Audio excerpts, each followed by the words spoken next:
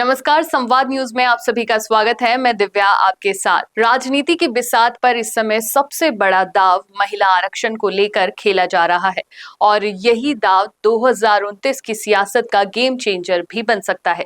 27 साल लंबी जद्दोजहद के बाद बना नारी शक्ति वंदन अधिनियम 2023 अब एक बार फिर चर्चा के केंद्र में है। नरेंद्र मोदी की सरकार इसे 2029 से पहले लागू करने की तैयारी में दिख रही है, जबकि पहले यह माना जा रहा था कि यह जनगणना और परिसीमन के चलते यह कानून 2034 तक टल सकता है।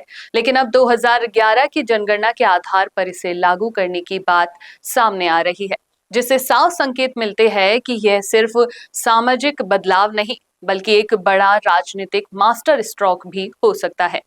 अगर इस कानून को लागू किया जाता है तो लोकसभा की 543 सीटों में से करीब 181 सीटें महिलाओं के लिए आरक्षित हो जाएंगी। राजस्थान में भी तस्वीर पूरी तरह से बदल सकती है।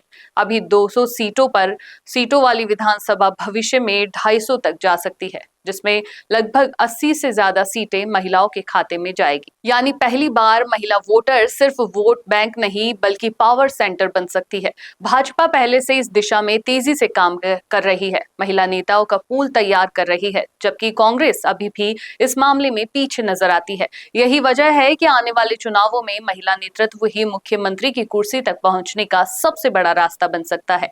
लेकिन इस पूरे मुद्दे का दूसरा पहलू भी उतना अहम है। विपक्ष, खासकर अखिलेश यादव जैसे नेता सवाल उठा रहे हैं कि जब आधार ही 2011 की पुरानी जनगणना होगी तो क्या ये आरक्षण सही मायनों में न्याय संगत होगा। वहीं दक्षिण भारत के राज्य जैसे केरला और तमिलनाडु ये डर जता रहे हैं कि डीलिमिटेशन के बाद उनकी सीटें कम हो सकती है, जबकि ज्यादा आबादी वाले राज्यों को फायदा मिलेगा।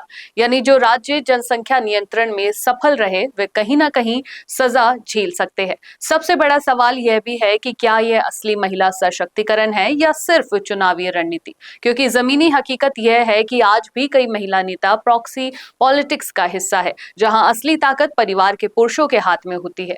ऊपर से इस कानून में ओबीसी महिलाओं के लिए अलग से कोई आरक्षण नहीं है और राज्यसभा को भी इससे बाहर रखा गया है, जिससे इसकी सीमाएं और स्पष्ट हो जाती है।